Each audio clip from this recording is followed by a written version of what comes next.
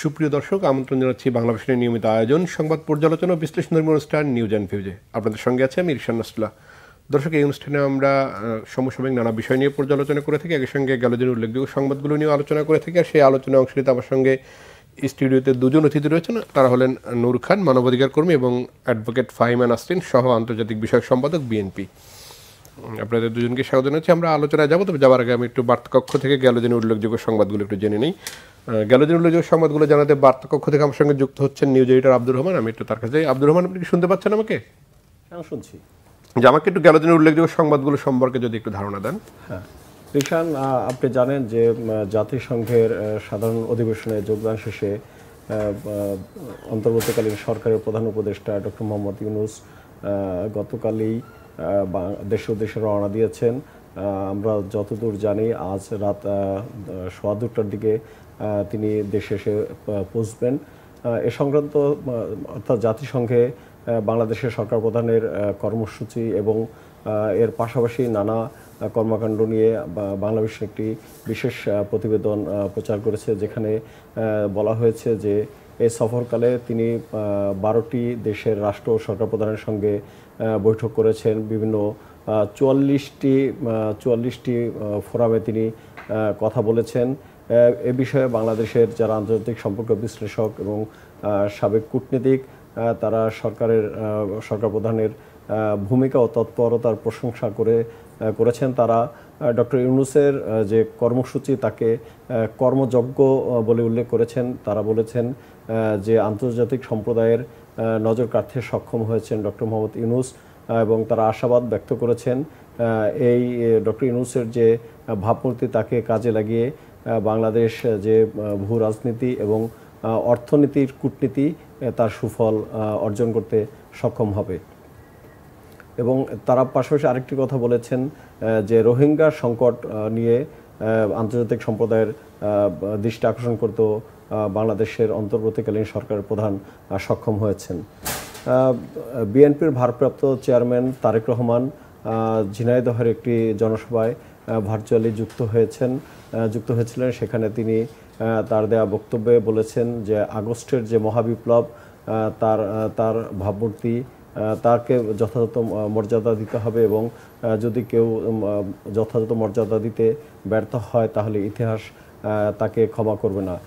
তিনি তত্ত্বাবধায়ক সরকারের প্রতি বিএনপির সমর্থন রয়েছে জানান। একই সাথে তিনি সরকারের কাছে দাবি করেন নির্বাচনের একটি রোডম্যাপ দেওয়ার। রোডম্যাপ সংক্রান্ত আরেকটি খবর রয়েছে যে ঢাকায় একটি সংলাপ হয়েছে, সেখানে বিভিন্ন ব্যক্তিবর্গ উপস্থিত ছিলেন, রাজনীতিবিদ এবং সুশীল সমাজের ব্যক্তিরা। সেখানে বলা হয়েছে মূলত র্যাবের হাতে গত 15 বছরে 6,000 মানুষ ক্রস ফায়ারের শিকার হয়েছে। ওই সংলাপেও সরকারের যে কমিশনগুলো গঠন হয়েছে, অর্থাৎ মানবাধিকার, গুম, হত্যা এবং সংবিধান সংশোধন সহ যে 6টি কমিশন হয়েছে, তাদের কার্যক্রম জনসাধারণের সামনে তুলে ধরার দাবি জানানো হয়েছে এবং সরকারের কর্মকাণ্ডের একটি রোডম্যাপের দাবি করা হয়েছে। সেখানে সরকারের উপদেষ্টা ডক্টর এম সাখাওয়াত হোসেন তিনি জানিয়েছেন যে 6টি কমিশন কাজ করছে, তাদের রিপোর্ট পাওয়ার পরেই সরকার তার পরবর্তী রোডম্যাপ ঘোষণা করবে। আরেকটি খবর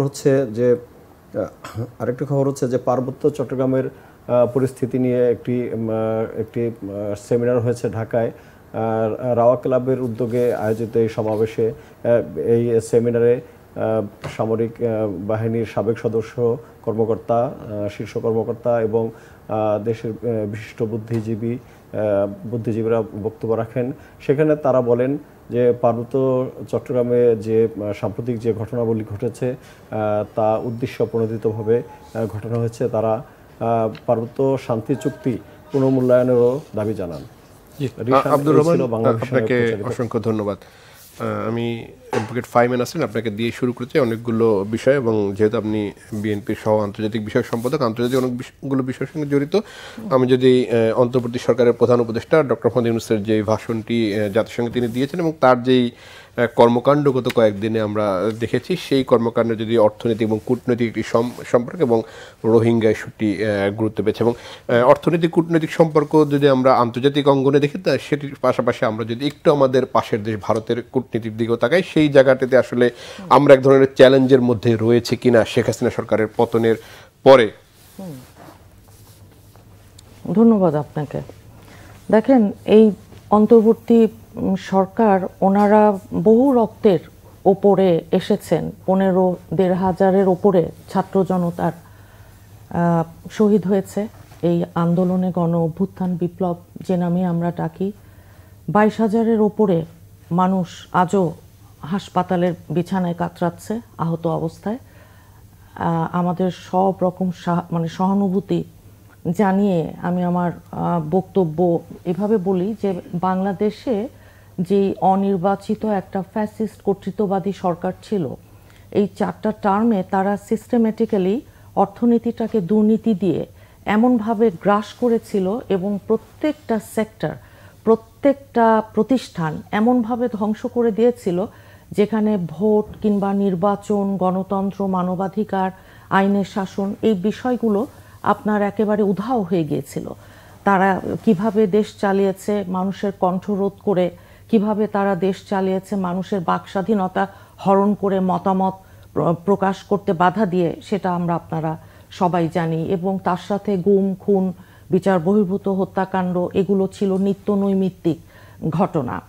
দেখেন, এখন বাংলাদেশে যেই নতুন একটা দিক উন্মোচিত হয়েছে এই অন্তর্বর্তীকালীন সরকারের আশায়, ডক্টর মোহাম্মদ ইউনূস স্যার, উনি একজন গ্লোবাল সেলিব্রিটিও বটে। উনি নোবেল লরেট, অত্যন্ত পপুলার, খুবই পপুলার, জনপ্রিয় একজন মানুষ ওয়ার্ল্ড পার্সপেক্টিভে। এখন বাংলাদেশে এসে উনি ওই আপনার বিভিন্ন দুর্নীতিবাদ যারা ছিল, সাইফুজ্জামান, ওই সাবেক আপনার ভূমিমন্ত্রী, 500-র বেশি তার নাকি বাড়ি আছে, বিভিন্ন জায়গায় রিপোর্ট হয়েছে, আন্তর্জাতিক গণমাধ্যম সহ, এখন আমাদের দেশের পত্রপত্রিকাতেও।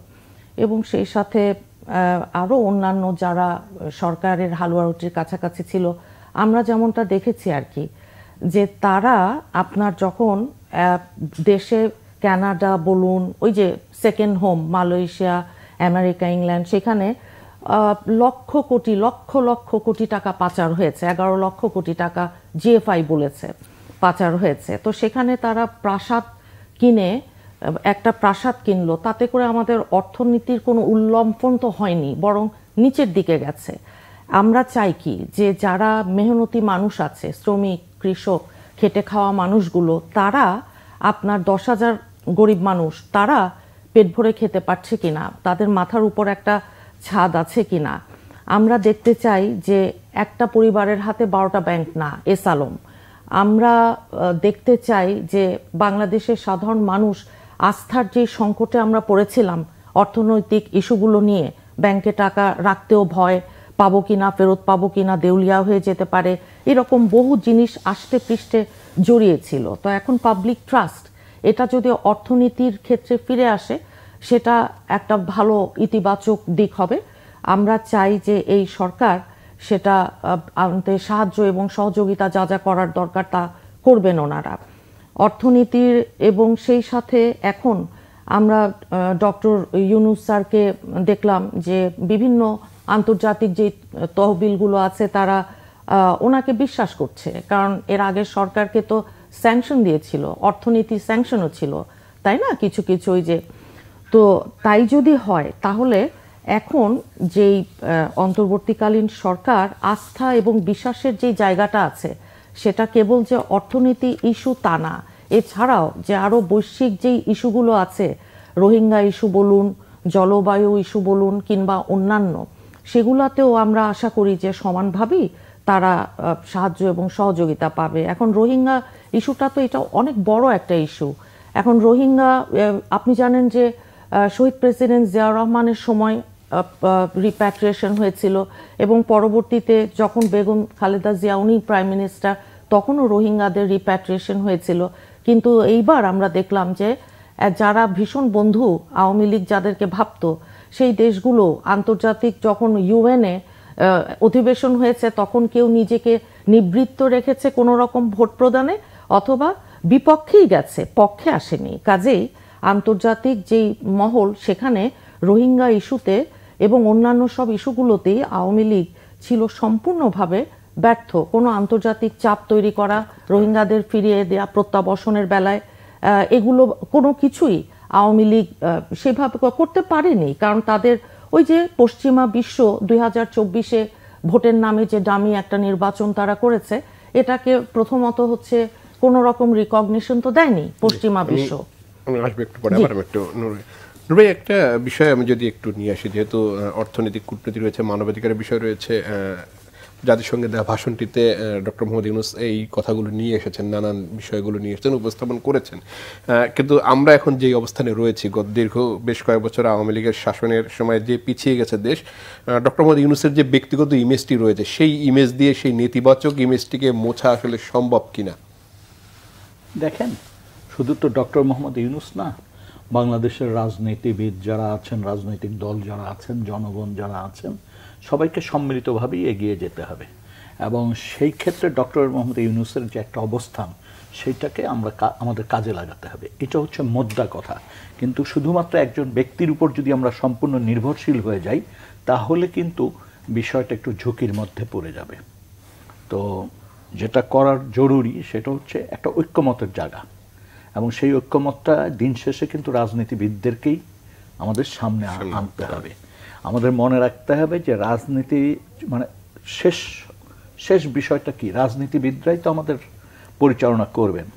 আমরা তাদের কাছেই আমাদের প্রতিনিধিত্ব তারাই করবেন এবং তারাই দেশ পরিচালনা করবেন। সুতরাং এখন থেকে যদি রাজনৈতিক দলগুলোকে নিয়ে একটা ঐক্যমতের জায়গায় পৌঁছানো যায়, এবং সেই ঐক্যমতটা হবে সবচেয়ে বেশি টেকসই হবে যদি ঐক্যমতটা হয় যে গণতন্ত্রকে শক্তিশালী করার জন্য নির্বাচনী ব্যবস্থাকে শক্তিশালীকরণ এবং এর ভিতরে যে ত্রুটি বিচ্যুতি দুর্বলতা আছে সেগুলো চিহ্নিত করে ঝেঁটিয়ে বিদায় দেওয়া।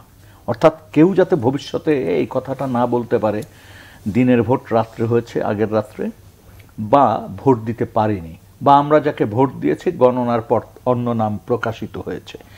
অর্থাৎ একটা সুষ্ঠু নির্বাচনের দিকে জাতিকে এগিয়ে নিতে হবে, এবং সেইটা করার জন্য অন্তর্বর্তীকালীন সরকার সমন্বয় করবেন, কিন্তু মতটা তৈরি করতে হবে রাজনৈতিক দলগুলোর সাথে। এবং আমি ব্যক্তিগতভাবে মনে করি ইলেকশনটা ইনক্লুসিভ হতে হবে, অর্থাৎ অপরাধীদেরকে বাদ দিয়ে সবাইকে মিলিয়ে নির্বাচনটা করতে হবে। এইখানে আমরা যেন এই প্রতিদ্বন্দ্বিতায় না যাই যে অমুককে বাদ দিতে হবে, অমুক দলকে বাদ দিতে হবে, তমুককে বাদ দিতে হবে। এই বাদ দেওয়ার জায়গা থেকে আমাদেরকে ইনক্লুসিভ জায়গাটায় আসতে হবে। সেখানে যারা অপরাধ করেছেন, যারা মানবতার বিরুদ্ধে অপরাধী, তাদেরকে চিহ্নিত করে বিচার আওতায় নিয়ে যেতে হবে। আর দেশটাকে এগিয়ে নেওয়ার একটা বড় সুযোগ কিন্তু এসছে, ভেদাভেদ ভুলে যে জিনিসটা আমরা দীর্ঘদিন লক্ষ্য করছি, স্বাধীনতার পর থেকে একে অপরের বিরুদ্ধে কাদা ছোড়াছুড়ি করেছি, অপ্রয়োজনীয় বিতর্কে গিয়েছি, এবং কখনো কখনো মুক্তিযুদ্ধের নামে কখনো কখনো বিভিন্নভাবে দেশকে সবসময় বিভক্ত করার চেষ্টা করেছি। সেখানে রিকনসিলিয়েশনের জায়গাটা আমাদের তৈরি করতে হবে। সুতরাং ইনক্লুসিভ ইলেকশন এবং সমাজের রিকনসিলিয়েশনের জায়গাটা রাখতে হবে, সেটাকে দিয়ে আমরা দেশকে এগিয়ে নিয়ে যেতে পারবো। আর যদি বিতর্কটাকে জিয়ে রাখি আমরা, তাহলে যত ডক্টর মোহাম্মদ ইউনূস বলেন বা আরও যারা আছেন মানে আমাদের রাষ্ট্রে বা সমাজে যাদের আন্তর্জাতিক একটা অবস্থান আছে, কোনোটাই কাজে লাগবে না যদি আমরা একটা চলার পথকে মসৃণ না করতে পারি, জবাবদিহিতার জায়গাগুলো যদি স্পষ্ট না করতে পারি, এবং স্বচ্ছতার ব্যাপারটা যদি নিশ্চিত না করতে পারি। যেমন ডক্টর মোহাম্মদ ইউনূস সাহেব আমাদের জাতিসংঘে বেশ কয়েকটি গুরুত্বপূর্ণ বক্তব্য দিয়েছেন। তার মধ্যে একটা বলিষ্ঠভাবে উনি বলেছেন যে আমাদের এখানে যে মানবতার বিরুদ্ধে অপরাধটা হয়েছে, গুম খুন, এইটা নিয়ে তার সরকার সেই অবস্থাটা তৈরি করেছেন যে অবস্থায় এটির ভবিষ্যতে এই ধরনের অপরাধ যাতে কেউ না করতে পারে সেই জন্য একটা সুষ্ঠু ইনকোয়ারি মানে একটা কমিশন গঠন করেছেন, যে কমিশন যারা অপরাধী তাদেরকে চিহ্নিত করবে, যারা এখন পর্যন্ত ফিরে আসতে পারেনি তাদের অবস্থান জানার চেষ্টা করবেন, এবং যারা অপরাধী তাদেরকে শুধু চিহ্নিত করা না, তাদের বিচারের আওতায় নিয়ে আসার জন্য কি করণীয় সেই কাজগুলিও যারা করবেন। এবং বিশেষ করে যে গোপন বন্দিশালা বা জিজ্ঞাসাবাদের নামে জেআইসি বলেন বা কথিত আয়নাঘর বলি আমরা, সেগুলির অবস্থানটা জানা, সেগুলি কি অবস্থায় আছে এবং সেখানে কেউ আছে কি না, এই সমস্ত বিষয়গুলো। তো ইতিমধ্যে একজন মানবাধিকার কর্মী হিসাবে আমি জানি এবং এই প্রক্রিয়ার সাথে আমি যুক্ত। সেই জায়গা থেকে আমি শুধু এটুকু আশ্বস্ত করতে চাই যে ইতিমধ্যে কমিশন তার কাজ সুষ্ঠুভাবে শুরু করেছেন। কিন্তু আমাদের মনে রাখতে হবে যে আমরা আগে মনে করেছিলাম যে 600 বা 700, এটা আমার কাছে মনে হচ্ছে আরও অনেক বেশি। কারণ ইতিমধ্যে যে অভিযোগগুলি আসছে, এই 700 মানুষ যেটা আমরা ডকুমেন্টেড করেছি তার বাইরের অভিযোগও কিন্তু আসা শুরু হয়েছে। ফলে এটার সংখ্যা বাড়বে। আর এই অপরাধের যে ধরন এবং যে ঘনত্ব, এটা কিন্তু আপনি কল্পনা করতে পারবেন না। এবং এটি এমন কিছু জায়গায় এই অপরাধগুলো সংগঠিত হয়েছে যেটি একসময় প্রোটেক্টেড এরিয়া বলি বা নিষিদ্ধ অঞ্চল ছিল সাধারণ মানুষের কাছে, সেই সমস্ত জায়গায় এই অপরাধগুলি সংগঠিত হয়েছে। এবং যে সমস্ত সুশৃঙ্খল বাহিনী বলি তাদের ইনভলভমেন্টে হয়েছে। এবং এই ধরনের ঘটনা শুধু তাদের ইনভলভমেন্ট না, সমাজে রাষ্ট্র যারা পরিচালনা করতেন তাদের সর্বোচ্চ জায়গার থেকে নির্দেশনা বাদে এই ধরনের ঘটনা ঘটতে পারে না। এবং এই যে ঘটনার যে ব্যাপ্তি আমরা লক্ষ্য করছি এবং যে ধরন আমরা বুঝতে পারছি এবং যেই পরিকল্পনা করে এই ঘটনাগুলির যে গোপনীয়তার সাথে করা হয়েছে, সেইটা উদ্ঘাটনের জন্য আসলে আমাদেরকে অনেক সময় ফরেনসিক সাপোর্টও প্রয়োজন হতে পারে। আর এই কাজটি করার ক্ষেত্রে আমাদের যে প্রজ্ঞাপন জারি হয়েছে সেখানে কিন্তু অস্পষ্টতা নাই। কিন্তু মনে রাখতে হবে যে একটা দীর্ঘ 50 বছর কিছু জায়গা ছিল আনটাচ, অর্থাৎ আপনার আমার প্রবেশাধিকার ছিল না, আপনার আমার জিজ্ঞেস করার ক্ষমতা ছিল না। এমনকি ওইখানে যারা থাকতেন, এক কম্পার্টমেন্টের লোক আরেক কম্পার্টমেন্ট সম্পর্কে জিজ্ঞাসা বা খোঁজ খবর রাখা বা তাকাতেও পারতেন না বলা যায়। তো সেইটার অনুসন্ধান কার্যক্রম আমাদেরকে কিন্তু একটু সময় নিতে হবে এবং খুব কনফিডেন্সিয়ালিটি মেনটেন করে কাজটা করতে হবে। আমি এই বিষয়টা আলোচনা করবো। আমি একটু 5 মিনিটস আপনার কাছে জানতে চাই, যেটি নূর ভাই যেটি বলেন, এটি গণতান্ত্রিক ব্যবস্থাকে শক্তিশালী করা, এটি রাজনৈতিক দলগুলোরও দাবি, কিংবা অপরাধীদের বাদ দিয়ে আগামী নির্বাচন করা, সেটি রাজনৈতিক দলগুলোর দাবি। কিন্তু যেই সময়ের কথা বলছেন নূর ভাই, যে ফ্যাক্ট ফাইন্ডিং এর কথা তিনি বলছেন যে এটিতে সময় লাগবে, কমিশনগুলো করা হয়েছে সেগুলোর কাজ করতে সময় লাগবে। এবং যেহেতু দীর্ঘ 16 বছরে এই কমিশনগুলোর এমন অবস্থা করেছে আওয়ামী লীগ সরকার, যেটি সময়ের ব্যাপার, সেটি উপদেষ্টা পরিষদ থেকেও বলা হচ্ছে। বিএনপি সেই সময় দিতে প্রস্তুত কিনা, বা কিংবা বিএনপি তাড়াহুড়া করছে কিনা এই নির্বাচনের জন্য? না, তাড়াহুড়ো করছে না, এটা তো বলেইছে আমাদের মহাসচিব, তো বলেছেন যে আমরা যৌক্তিক সময় দেব।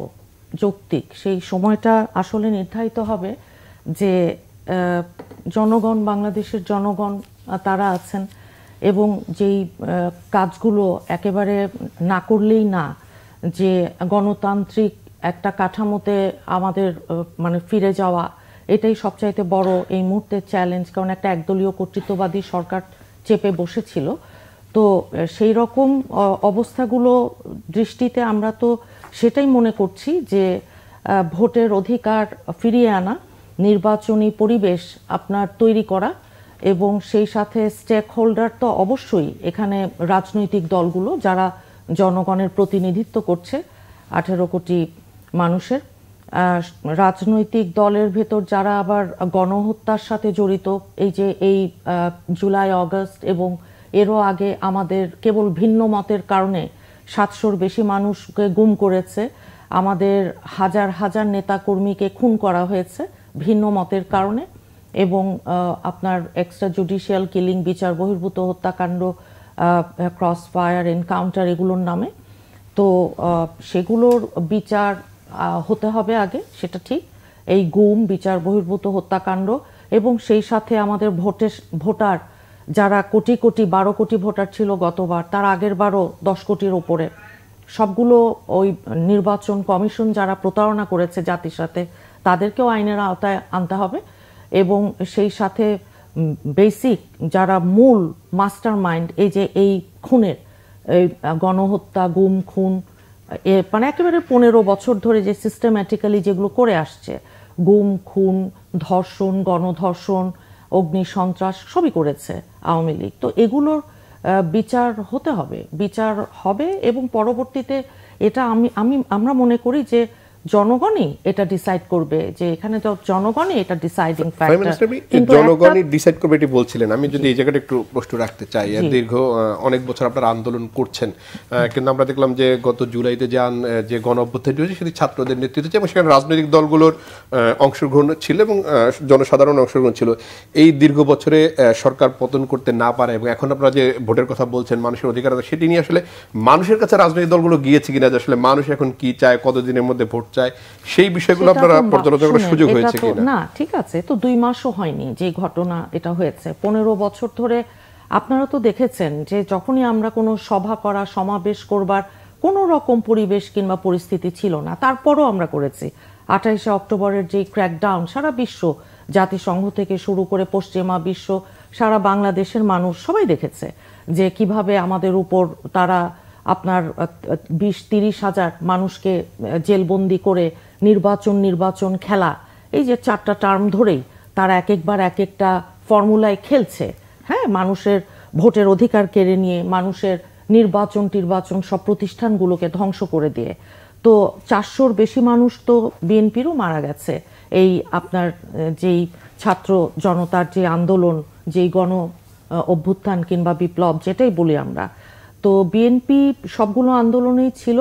এই আন্দোলনেও বিএনপির ওয়াসিম আকরাম, দ্বিতীয় যে শহীদ হয়েছে চট্টগ্রামের যেই ছাত্র, প্রথমে হয়েছে আবু সাইদ, শহীদ হয়েছেন রংপুরের বিশ্ববিদ্যালয়ের, এবং পরবর্তীতে সেকেন্ড ওয়াসিম আকরাম। তার পরবর্তীতে তো আমরা হৃদয় বিদারক সমস্ত, এখনো 600-র ওপরে ছাত্র এবং সাধারণ মানুষ তাদের চোখের দৃষ্টিশক্তি হারিয়ে গেছে, অনেকে পার্মানেন্টলি অন্ধত্ব বরণ করেছে, অঙ্গহানি ঘটেছে, হাত পা, তো এগুলোর তো বিচার হতে হবে।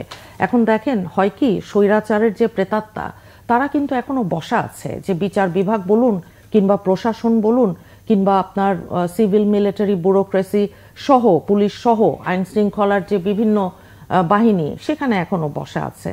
আমরা ট্রায়াল আর এররের ভিতর দিয়ে যেই সরকারটা যাচ্ছে, আমরা সেটাকে খুব তীব্র সমালোচনা আমরা করছি না, তবে সমালোচনার ঊর্ধ্বে কিন্তু কেউই নন, সেটাও আবার একই সাথে মনে করি। সমালোচনা না থাকলে তো পথ হারাবে। এক্স্যাক্টলি তাই। তো তাই যদি হয় তাহলে 5ই আগস্টের পর আপনার আমরা আইনের শাসন এগুলো একেবারে রাতারাতি 100% সেটা না হোক, অন্তত 50% তো আমরা দেখবার কথা ছিল, কিন্তু সেখানে আমরা দেখলাম যে এক বাহিনী থেকে বলা হলো 600-র ওপরে আসামি আওয়ামী লীগে তাদের কাছে আছে, পরবর্তীতে দেখলাম ডিবি ধরেছে, আবার নাই হয়ে গেছে, আপনার বিদেশে চলে গেছে এর মধ্যে অনেকেই। তো এই জিনিসগুলো আপনার বিচার এবং আইন এগুলো নিয়ে বিচারহীনতার যে সংস্কৃতি দীর্ঘদিন ধরে আমরা বলে আসছি, আইন অঙ্গনের মানুষ হিসেবে বলি, মানুষের মধ্যে সন্দেহ তৈরি করে, অস্বস্তি তৈরি করেছে। এই জিনিসগুলো আমরা আশা করি যে এগুলো সামনের সময়গুলোতে ওনারা আরো অনেক বেশি চেষ্টা করবেন যেন স্বচ্ছতা, অ্যাকাউন্টেবিলিটির ব্যাপার আছে, সেটা এখান থেকেই শুরু হোক না কেন। এখন হয় কি, আনস্টেবল করতে চাইবেই স্বৈরাচারের যে প্রেতাত্মা যারা বসা আছে, একবার এক এক রূপে তারা আসছে, আমরা দেখছি বিভিন্ন সময় বিভিন্নভাবে চেষ্টা করছে তারা। তো এটা আমরা চাই এই সরকার সফল হোক, আমরা চাই এটা, হ্যাঁ, যে এই অন্তর্বর্তীকালীন সরকারকে সফল করতে হলে তো এই প্রেতাত্মাকে যে প্রতিরোধ করার দায়িত্ব তো রাজনৈতিক দলগুলো, বিশেষ করে বিএনপি বা তার শরিক দলগুলো রয়েছে। সেটা তো আমরা তো মাঠেই আছি, আমরা তো মাঠ ছেড়ে কোথাও যাইনি, আমরা মাঠেই আছি, মাঠেই ছিলাম, মার খেয়েছি, হত্যা করেছে, সবই করেছে, নির্যাতন সবই করেছে, কিন্তু তারপরও আমরা তো পালিয়ে যাইনি। শেখ হাসিনা তো পালিয়ে গেল 5 তারিখে, আওয়ামী লীগের সমস্ত নেতাকর্মী সবাইকে রেখে তার পরিবারের লোকজনকে বিদায় করে দিল, সেফ এক্সিট, আর পরবর্তীতে উনিও পালিয়ে গেলেন। তো আমরা আমাদের দেশনেত্রী এই যে 2018 থেকে মিথ্যা রাজনৈতিক মামলায় জেলবন্দি, গৃহবন্দী, কই উনি তো পালাননি, কিংবা এর আগে আরেকজন যে স্বৈরাচার এরশাদ, উনিও তো পালায়নি, একটা অভ্যুত্থানেই তো তার বিদায় হয়েছিল, কিন্তু শেখ হাসিনা পালিয়ে গেল। এখন হয় কি, পালিয়ে যাক, উনি যেখানে গেছেন সেখান থেকে ফিরিয়ে এনে এই যে হাজার হাজার গুম খুন যেগুলো হয়েছে এগুলোর বিচারের মুখোমুখি ওনাকে করা হোক, এবং সত্যিকার অর্থে বিচার, হ্যাঁ সেটা সবার বেলায় ন্যায় বিচার, হ্যাঁ সেটা আপনার সুনিশ্চিত করা হোক, কিন্তু বিচার এটা ফেস করা ওনার উচিত। হ্যাঁ, যে যেই ঘটনাগুলো পালিয়ে গেলেই যে দায়মুক্ত, মোটেই বিষয়টা তা না। কারণ এখানে আজও আপনার হাজার হাজার বাংলাদেশের এই যে মানুষ, ছাত্র জনতা থেকে শুরু করে ভিন্ন মতের, তারা অধীর আগ্রহে অপেক্ষা করছে যে এই বিচার বাংলাদেশের মানুষ দেখতে চায়, এবং চায় স্বচ্ছতার সাথে এই বিচার হোক, ন্যায় বিচার সুনিশ্চিত হোক। আর সেই কারণেই আমরা বলেছি যে শেখ হাসিনা পালিয়ে গেছে, তাকে ভারত থেকে ফিরিয়ে আনা হোক। যে আমরা আলোচনা করবো, একটা বিরতি নিয়ে আসি। দর্শক, নিউজ অ্যান্ড ভিউজে নিচে ছোট্ট একটি বিরতি, আমাদের সঙ্গেই থাকুন, ফিরবো কিছুক্ষণ পরেই।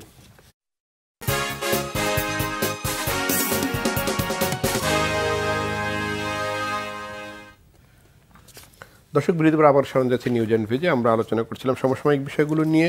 নূর খান ভাই, আপনার কাছে একটু আসতে চাই কমিশনের বিষয়গুলো নিয়ে, এবং আমি যদি একটু মোটা দাগে দুটো বিষয় যদি আমি একটু নিয়ে আসি, সংবিধান সংশোধন নিয়ে বা সংবিধান পুনর্লিখন বা সংশোধন যেটি হোক সেই সংস্কারে যে কমিশন, অন্যদিকে নির্বাচন ব্যবস্থা সংস্কারের কমিশন কাজ করবে, মানবাধিকার বিষয়টি রয়েছে। এবং আপনার মানবাধিকার দিকটি শুরু করতে চাই, জুলাইয়ের 1 মাসের আন্দোলন যেটি, সেইখানে প্রায় 1581 জন নিহত হয়েছেন এবং আহত তো 30,000-এর উপরে।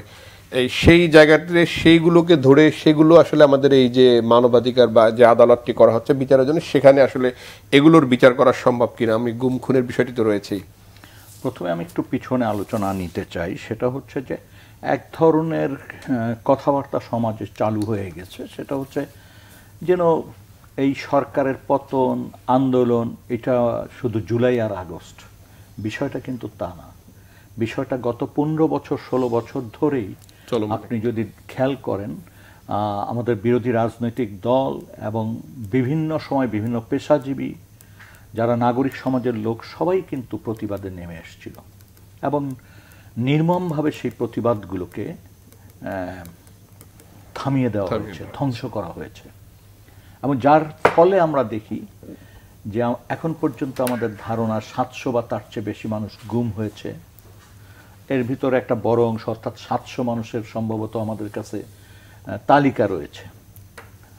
এদের কেউ ফিরে এসছে, কেউ মারা গেছে, কেউ এখন পর্যন্ত খোঁজ নেই। প্রায় 6,000-এর মতো মানুষ বিচার বহির্ভূতভাবে খুনের শিকার হয়েছেন, এবং সেই খুনগুলোকে আবার জায়েজ করার জন্য ম্যাজিস্ট্রেট সাহেবরা বা ম্যাজিস্ট্রেসি পাওয়ার যাদের আছে তারা রিপোর্ট লিখেছেন, এবং যেটাকে বলা হয়েছিল যে সব কিছুই তো আমরা প্রাতিষ্ঠানিকভাবে তদন্ত করে দেখেছি। আজকে আমার একটা প্রশ্ন, যে এরকম একটা সময় এসছে যে গত 16 বছরের স্বৈর শাসনের বিরুদ্ধে ছাত্র জনতা শ্রমিকের যে বিজয়, সেই বিজয়ে একটা অবস্থা তৈরি হয়েছে, যে অবস্থায় আমরা এই জিনিসগুলি যারা ঘটিয়েছে তাদেরকে চিহ্নিত করে বিচারের আওতায় নিয়ে আসা। এবং আমি মাঝে মাঝে চিন্তা করি যে এই যে জুলাই আগস্টের যে মুভমেন্টের তীব্রতা, এইটা আমি আমার ছোটবেলায় যখন দাঁত ফেলতাম, আমরা ভাই বোন একজনের আরেকজন নাড়িয়ে দিতাম, এরকম 5-7 দিন 10 দিন, তারপর হুট করে একটা টান পড়ে যেত। আমার কাছে সেই এইবারের আন্দোলনটাকে সেরকম মনে হয়েছে, অর্থাৎ সেই 15-16 বছর ধরে রাজনৈতিক দলের আন্দোলনটা চূড়ান্ত একটা রূপ পেয়েছে জুলাই আগস্টে, যেটাতে নেতৃত্বের জায়গায় আমরা দেখেছি ছাত্ররা, কিন্তু জনগণের ব্যাপক অংশগ্রহণ, কখনো কখনো মনে হয়েছে ছাত্রদেরকেও পিছনে ফেলে সামনে চলে আসে। এবং এই প্ল্যাটফর্মটা কিন্তু সেই 2008-9 পর থেকে তৈরি করেছে রাজনৈতিক দলগুলো, তৈরি হয়েছে রাজনৈতিক দলের দ্বারা, তৈরি হয়েছে রোড সেফটি মুভমেন্ট, তারপর 18 সালের কোটা বিরোধী, সব যে এক জায়গায় এসেছে, এক মুখে এসছে। এখানে কোনোভাবেই রাজনৈতিক দলকে দূরে রেখে এইটার মানে বিশ্লেষণ করার সুযোগ নেই। আরেকটা জিনিস আমাদের মনে রাখতে হবে, আমার কাছে যেটা মনে হচ্ছে যে প্রত্যেকটা আন্দোলনে তো রাজনৈতিক দলই নেতৃত্ব দেয়, সেনাবাহিনী একটা পর্যায়ে তাদের একটা ভূমিকা রাখে, তারপরে পতন ঘটে। এইবারের ঘটনাটায় একটু ব্যতিক্রম। রাজনৈতিক দল অংশ নিয়েছে পিছনের থেকে, পিছন থেকে। এখানে ছাত্ররা এগিয়ে আসছে, জনগণ কোনো কোনো ক্ষেত্রে জনগণ এত বেশি দ্রুত এগিয়ে আসছে যে চূড়ান্ত পরিণতির দিকে মাত্র এক সপ্তাহের মধ্যে চলে গেছে, এবং এই এক সপ্তাহের মধ্যে প্রায় 1500 লোক জীবন আত্মহত্যা দিয়েছে। একদম। ফলে এইবারের আন্দোলনটাকে কিন্তু আন্দোলনে কিন্তু একটা বিশেষ লক্ষণীয় বিষয়গুলি আছে, এবং যেমন সবলতার দিক আছে, দুর্বলতারও কিছু দিক আছে। যেমন রাজনৈতিক দলের প্রকাশ মানে ফ্রন্ট লাইনে অনুপস্থিতি, এটার কারণে হয়েছে কি, অনেকে আমরা মনে করছি যে রাজনৈতিক দলবিহীন আন্দোলনের বিজয়, আসলে রাজনৈতিক দলবিহীন কিন্তু বিজয়টা হয়নি, বিজয়টা হয়েছে রাজনৈতিক দলের অংশগ্রহণের ভিতর দিয়ে। অংশগ্রহণ এবং এই পথ তৈরিও তো করেছে রাজনৈতিক দলগুলো। অন্তর্বর্তীকালীন সরকার যারা গঠন করেছেন তাদেরকে কিন্তু এই জিনিসটা মাথায় রাখতে হবে, এবং আমার কাছে মনে হচ্ছে দিন শেষে তো দেশটা পরিচালনা করবে রাজনৈতিক দল।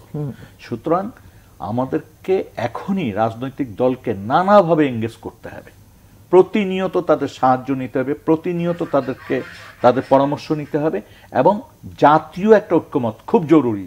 জাতীয় ঐক্যমত ছাড়া আপনি এই বৈতরণী পার হতে পারবেন না। আমরা যদি গত 7 দিন খেয়াল করি, কেউ 1.5 বছরের ভিতর নির্বাচন সময় বেঁধে দিচ্ছেন, কেউ বলছেন সংস্কার শেষ হলে 1.5 বছর, নানান রকম কথাবার্তা আসছে।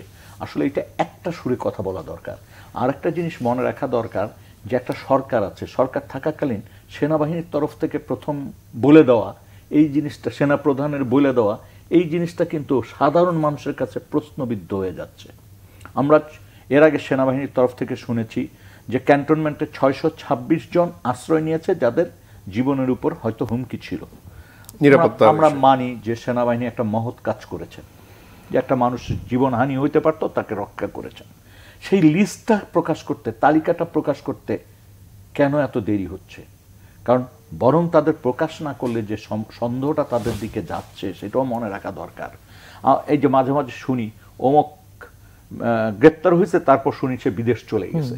সন্দেহটা কার দিকে যাচ্ছে? সন্দেহটা কিন্তু এই সেনাবাহিনীর দিকে যাচ্ছে।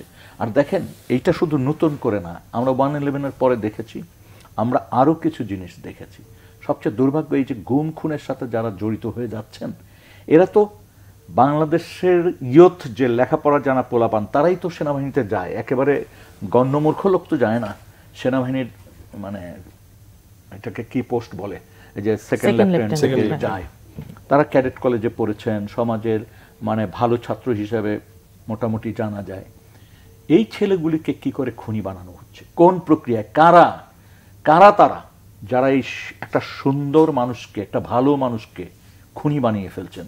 ওদের তো দেশ রক্ষা করার জন্য যুদ্ধের সময় কাজে লাগানোর কথা, দেশমাতৃকার কোনো বিপদকালীন সময়ে, আপৎকালীন সময় তাদের কাজে লাগানোর কথা। তাদের তো এইটা ব্যাংক দখল করা, ওই হুমকি ধামকি দেওয়া যে নূর খান লিটনকে নেওয়া যাবে না টকশোতে, ব্যাংক দখল করতে হবে, তারপর মিডিয়া দখল করতে হবে, কোন সংবাদ ফ্রন্ট লাইনে যাবে, পিছনের লাইনে যাবে, তারপর কোন রাজনৈতিক দলকে ভাঙতে হবে, টাকার বস্তা পাঠাইতে হবে, ইলেকশনের কারে জিতাইতে হবে। এই কাজ তো ভাই তাদের না। এই কাজটা কারা করিয়েছেন? ফলে আমার সন্তানদের, আমার বন্ধুদের, আমার ভাইদেরকে যারা খুনি বানিয়েছেন, যারা এই ধরনের অপকর্মের সাথে যুক্ত করিয়েছেন, তাদেরও বিচারটা হতে হবে। এখানে আমি একটা প্রশ্ন যদি করতে, 1990 সালের পর থেকে যে সরকারগুলো গঠন হয়েছে নির্বাচনকালীন সময়ে, তত্ত্বাবধায়ক সরকার, সে সময় আমরা দেখেছি যে সেনাবাহিনী বা যৌথ বাহিনীর যে অভিযান, সেটি মানুষের মধ্যে এক ধরনের যে আতঙ্ক তৈরি করেছিল বা এক ধরনের স্বস্তির জায়গাও তৈরি করেছিল। আপনার কাছে এবারের যৌথ বাহিনীর অভিযানটা কি সেরকম মনে হয়, না তার চেয়ে ভিন্ন মনে হয়? এবারের যৌথ বাহিনীর অভিযান নিয়ে আসলে আমরা তেমন কোনো, এখন সবচেয়ে বেশি জরুরি, কারণ পুলিশ একদমই রিফর্ম হয়নি, মাঠে নেই। একটা এইখানে আমার নিজস্ব একটা মানে ধারণা আছে, সেটা হচ্ছে যে একটা আতঙ্ক কিন্তু সর্বমহলে বিরাজ করছে, পুলিশ বলেন, সেনাবাহিনী বলেন। কারণ জনগণের যে বিক্ষোভ এবার আমরা দেখেছি, এটি কিন্তু আমার বাপের জন্যও শুনিনি, আমি নিজে তো দেখিই নাই। ফলে এইটা কিন্তু এক ধরনের, কারণ আপনি দেখেন একটা বড় সংখ্যার পুলিশ কিন্তু মাঠে নেই, নিহত হয়েছেন।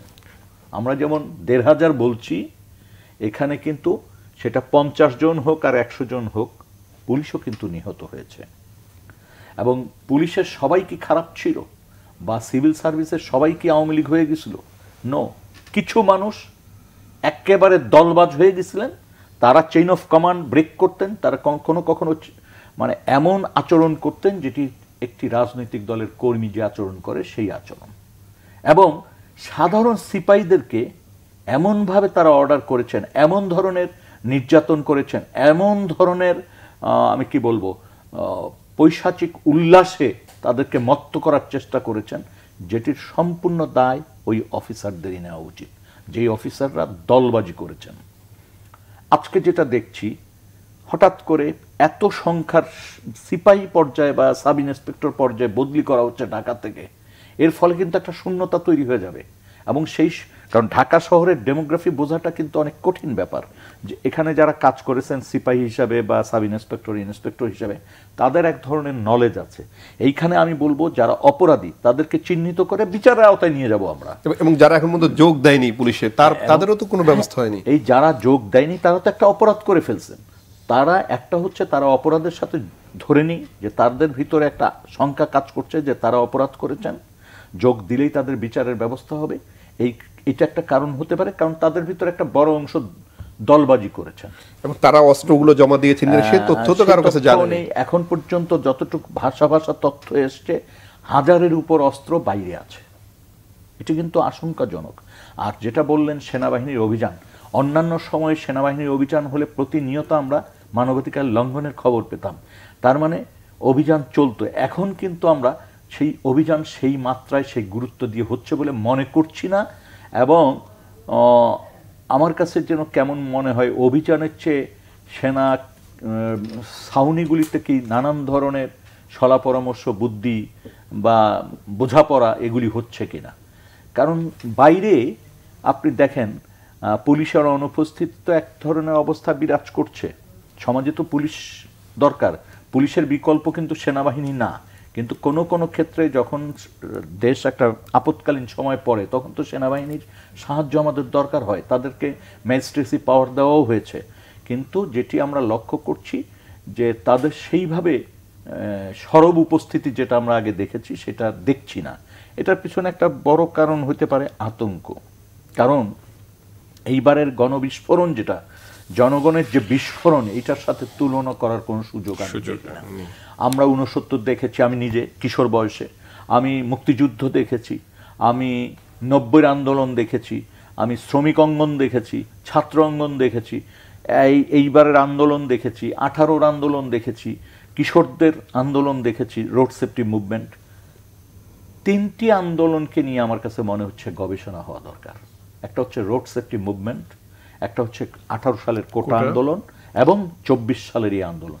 এটা নিয়ে ব্যাপক আমার কাছে আরো একটা আন্দোলনের সঙ্গে যুক্ত করা দরকার, যেটি ছিল বেসরকারি বিশ্ববিদ্যালয়ের ভ্যাট আন্দোলন। এবং আমরা এই আন্দোলনে কিন্তু বেসরকারি বিশ্ববিদ্যালয়ের ব্যাপক উপস্থিতি দেখেছি, শহীদের সংখ্যা বেশি। এইখানে আপনি লক্ষ্য করবেন যে এইখানে আরেকটা জিনিস কানেক্ট করেন, সেটা হচ্ছে রোড সেফটি মুভমেন্ট কিন্তু কি ইংলিশ মিডিয়াম কি বাংলা মিডিয়াম সবাই ছিল।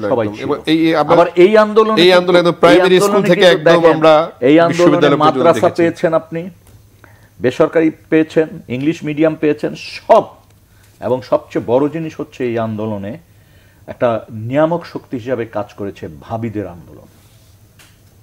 অর্থাৎ ক্যান্টনমেন্টের যে বিক্ষোভ, মানে সেনা, আমরা ডিওএইচএস গুলোতে দেখেছি তারা রাস্তায় আন্দোলন করেছেন। তার মানে তারা তো মানুষ, তাদের ভিতর তো ক্রিয়া প্রতিক্রিয়া হবেই।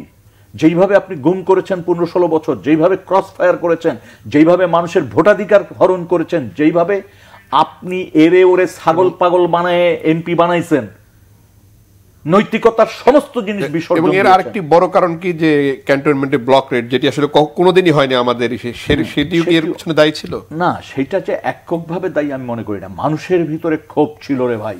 16 বছর যেই ক্ষোভটি শেখ হাসিনা বুঝেও বুঝেন নাই এবং তার আশেপাশের লোক বুঝতে দিতে চান নাই, মনে করেছেন একেবারে সেই ফুলস্রোত পাড়ি দিচ্ছেন। তারা মনে করছেন আজীবন ক্ষমতায় থাকবেন এবং আজীবন জীবন থাকবে।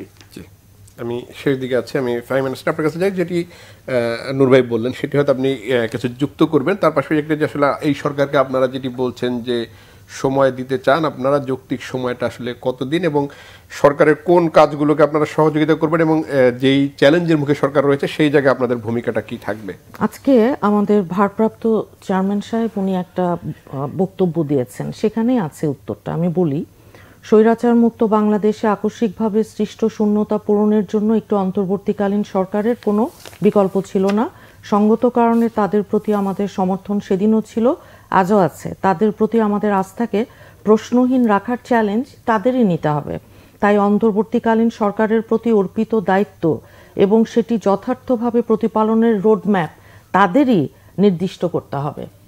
রোডম্যাপ এর মধ্যেই আছে আপনার সব উত্তর, আপনি যা জানতে চাচ্ছেন। সব পরিবর্তন সাধন যেমন তাদের পক্ষে সম্ভব নয়, এই যে 6টা সংস্কার কমিশন যেটা করেছে, তেমনি এমন দায়িত্ব তাদের কাছে নেওয়া সঙ্গত হবে না যেটি তারা বহন করতে সক্ষম হবেন না। কাজেই আমরাও সেটাই মনে করি যে দেখেন, যে কোনো সংস্কার এটা একটা কন্টিনিউয়াস প্রসেস, চলমান প্রক্রিয়া। এখন একটা ইন্টারিম গভর্নমেন্ট, ওনারা একেবারে অল্প সময়ের ভেতর সমস্ত করে ফেলবেন, আমরা সেরকমটা মনে করি না। আমরা মনে করি ওনারা শুরু করবেন, পুলিশের সংস্কার ওনারা করতে পারেন, প্রশাসনের সংস্কারটা ওনারা করতে পারেন, এবং অন্যান্য যেগুলো করার সেগুলো ওনারা করতে পারেন। কিন্তু অবশ্যই নির্বাচনী ব্যবস্থা সংস্কার করতে হবে, কারণ না হলে তো নির্বাচন তো হতে হবে। বাংলাদেশের মানুষ তো মুখে আছে, ও ভোট দিতে পারেনি তারা এই গত আওয়ামী লীগের সময়ে। দেখেন, বাংলাদেশটাকে মানে বাংলাদেশের মানুষই ঠিক করবে যে সংস্কার কি কি আপনার চাচ্ছি আমরা। নির্বাচন, ভোটের অধিকার, গণতন্ত্র ফিরিয়ে আনা, এই তো মোদ্দা কথায় আমি যদি বলি। এখন পাবলিক ট্রাস্ট এটা ধরে রাখা এই সরকারের জন্য যদি চ্যালেঞ্জিং হয়, তাহলে তারা রাজনৈতিক যেই দলগুলো আছে যারা মূল স্টেক হোল্ডার, নির্বাচন এবং সমস্ত পরিবেশ পরিস্থিতি ঠিকঠাক রাখা, তাদের সাথে তাদের আলাপ আলোচনা আস্থায় নেয়া বড় কথা, সেটা তো তাদেরকেই নিতে হবে, তাদেরকেই ডাকতে হবে। গণতন্ত্রকে ফিরিয়ে আনা, হ্যাঁ, মানে পুনরায় ফিরিয়ে আনা, সেটার জন্য যে সময়টুকু, সেটা সবকিছু মিলিয়েই নির্ধারিত হবে। আমি এটা একটা প্রশ্ন করে এটির উত্তর দিয়ে আমরা শেষ দিকে যেতে চাচ্ছি, যেহেতু অনুষ্ঠানের সময় শেষ হয়ে গেছে। আপনারা এই যেই সংস্কার চাচ্ছেন, সেই সংস্কারের মাধ্যমে এমন কিছু চান কি দেশে আর যেন কখনো কোনো স্বৈরাচার সরকার গঠন না হয়, সেটি বিএনপি হোক কিংবা অন্য যে কোনো দল হোক, সেটি যেন স্বৈরাচার হয়ে উঠতে না পারে? অবশ্যই চাই। আপনার কি মনে আছে, আমরা কিন্তু এর আগেই গত বছরই আমরা আমাদের যে 31 দফা দিয়েছিলাম, সেখানে কিন্তু এই যে ক্ষমতার ভারসাম্যের ব্যাপারটা, 2 টার্মের বেশি কেউ প্রধানমন্ত্রী হবেন না, এবং প্রধানমন্ত্রী এবং অন্যান্য প্রেসিডেন্ট তাদের মধ্যে যে ক্ষমতার ভারসাম্যর যে বিষয়টা, এবং সেটা আমাদের দলের মধ্যেও আমরা যেমন সাংগঠনিকভাবে চর্চা করছি, এবং সবভাবেই আমরা রাষ্ট্রীয়ভাবে ওই একই জিনিসটা দেখতে চাচ্ছি। আমরা শেষ করব। তাহলে ওই কথাই বলি যে অন্তর্বর্তীকালীন সরকার কি সব সংস্কার করবে? মোটেই না, মোটেই না। সেটা ততটুকুই করবে যতটুকুর ভার ওনারা বহন করতে পারবেন, এবং যতটুকু করলে গণতন্ত্র ফিরিয়ে এনে নির্বাচনী যেই ন্যূনতম সুন্দর একটা পরিবেশ, যার ভোট সে দিতে পারে, এই অবস্থায় দেশটাকে এনে নির্বাচন দিয়ে ওনারা যাবেন। জি, আলোচনা অনুষ্ঠানের জন্য অ্যাডভোকেট ফাহিমা নাসরিন এবং নূর খান, আপনাদের দুজনকে অসংখ্য ধন্যবাদ। দর্শক, নিউজ অ্যান্ড ভিউজ থেকে আজকের মতো বিদায় নিচ্ছি। ভালো থাকবেন, সুস্থ থাকবেন, শুভরাত্রি।